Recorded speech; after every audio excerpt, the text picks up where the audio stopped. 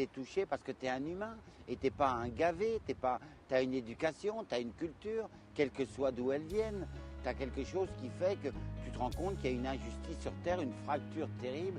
Il y a déjà une injustice culturelle et artistique. Il y en a une autre qui est monétaire et puis de foyers, de maisons, de terrain. Je te dis, tout homme devrait naître avec un terrain et la maman donnerait les rideaux, le papa les outils, l'enfant apprendra à construire une maison. Tout ça, ça disparaît. Ça te fait des hommes robots. Ça. Même les SDF, ils sont robots. T'as vu ce qu'ils encaissent? T'as vu comment ils sont dans quel état? Et ils vont encore durer 10 ans comme ça. Un jour, ils tomberont, on n'en parlera plus, on ne saura même pas qu'ils existent. Il y a un truc horrible de culture fait par les médias et tout ce que tu sais, les fenêtres de HLM, de la télévision, là. Tout ça, ça gave, ça gave, ça gave. Alors maintenant, on ne regarde plus les pauvres, on appelle la police ou on passe le trottoir. Mais malgré tout, il y a des sacrés bonnes gens qui ne s'arrêtent pas forcément pour donner, mais qui te donnent un petit conseil, qui t'amènent des plats,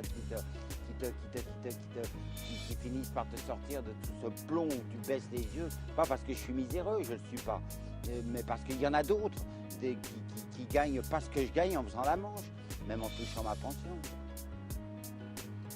Monsieur sous curatelle, excusez-moi Monsieur le Président, vous gagnez des milliards. À quoi faire? Non. C'est la révolution, quoi. Mais il faut gommer le R de révolution pour faire des évolutions et des circonvolutions, c'est beaucoup plus rigolo. Parce que les révolutions, ça fait toujours des vengeances, des armes, des guerres. Oh, mais on est mal barré, hein. Nous, on ne le connaîtra pas. Hein. On ne connaîtra pas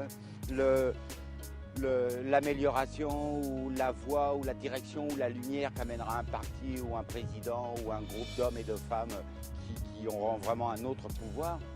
Mais tes enfants commenceront...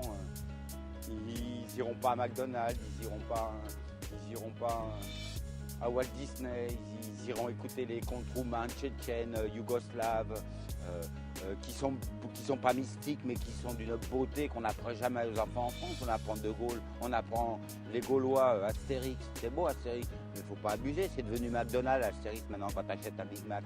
Tu vois, tout ça, c'est complètement faux. C'est faux, c'est faux. C'est gaver l'homme pour pas qu'il pense.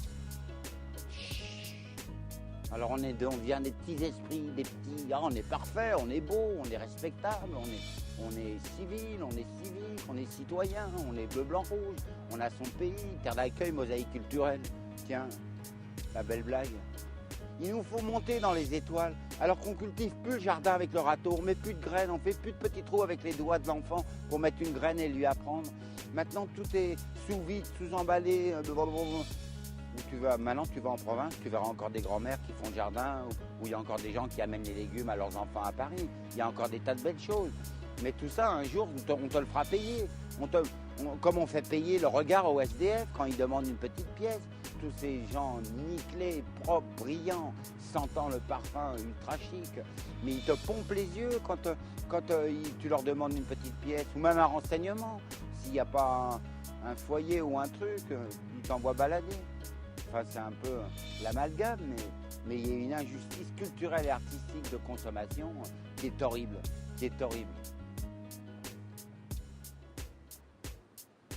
Il faut faire une armée d'humour et d'amour avec les enfants que vous aurez et les spectateurs que vous êtes. Une armée d'humour et d'amour.